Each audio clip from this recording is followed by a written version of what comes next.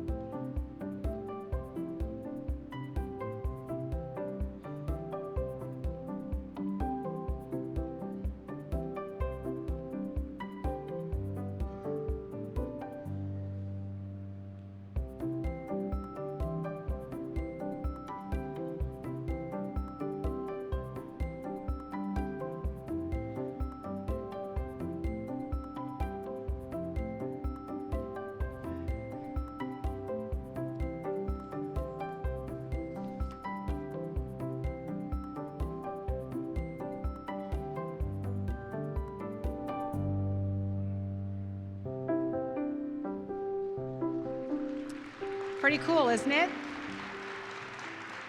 You'll learn more about Aiden later as well. But Aiden isn't the only way we're empowering students with relevant, accessible, and actionable information. Our transformative updates to the college scorecard empower students to seamlessly access more information about their education than ever before. For the first time, students will be able to find data on debt and potential earnings by field of study. For example, if a student wants to study psychology, he can see what other graduates in the field are earning and how much debt they took on to earn that degree from different institutions. And for the first time, College Scorecard offers information on all types of higher education options, including traditional degrees, two-year programs, certificates, apprenticeships, and even some graduate programs. Take a look at this a minute.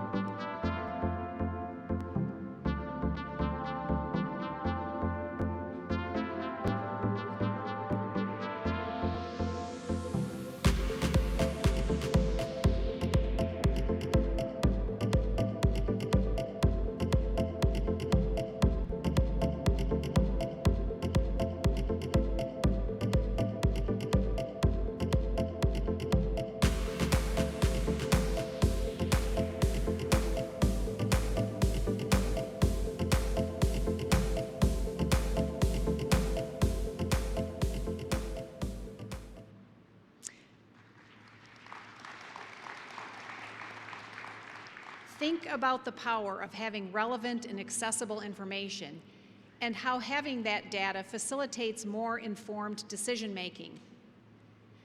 That's important, but implementing each of these tactical measures still isn't enough for FSA to truly sponsor the American mind. FSA's mission is to serve students and their families, but its structure is set up to serve politicians and their policies. And as it's been said, no one can serve two masters. Consider that initially, the federal government's role in student lending was just a guarantor or a lender of last resort.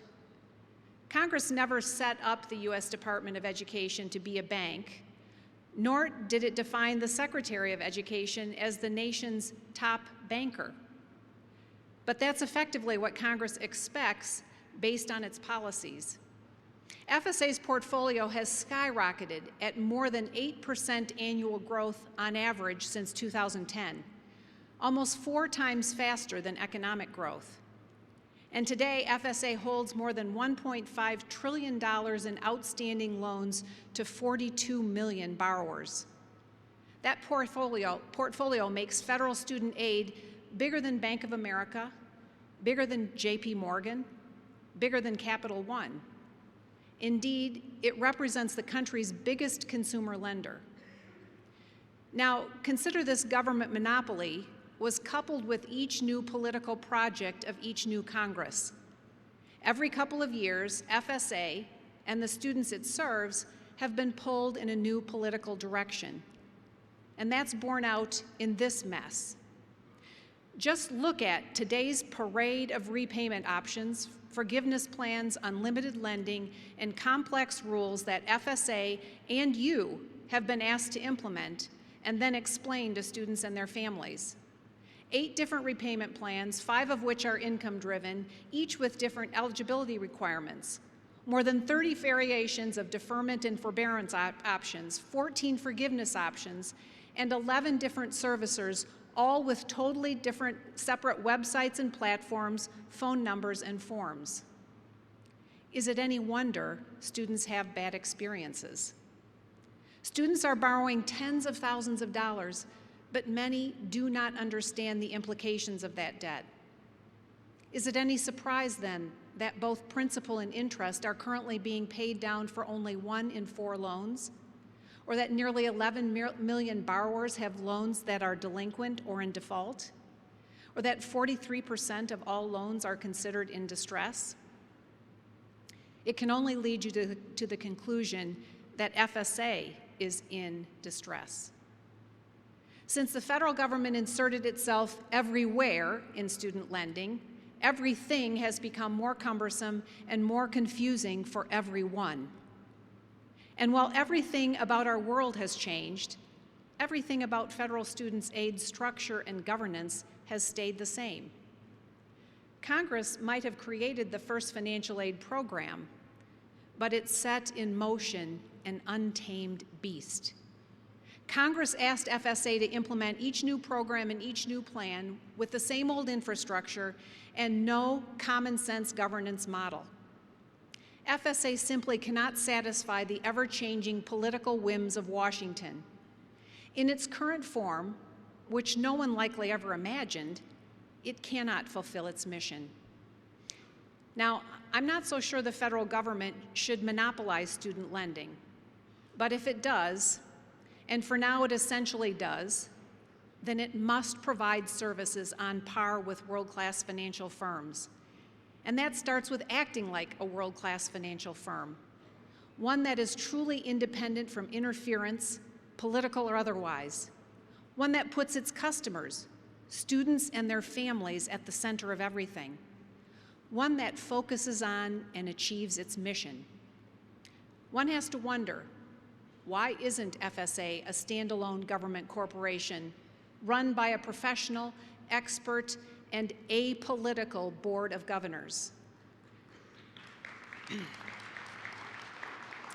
A separate FSA would be better positioned to deliver world-class service to students and their families as they finance higher education. It would manage the student loan portfolio and work to secure its financial strength and sustainability. And it would do all the things it's been charged to do, only far better. This notion doesn't come out of left field. You've all been attuned to it for some time.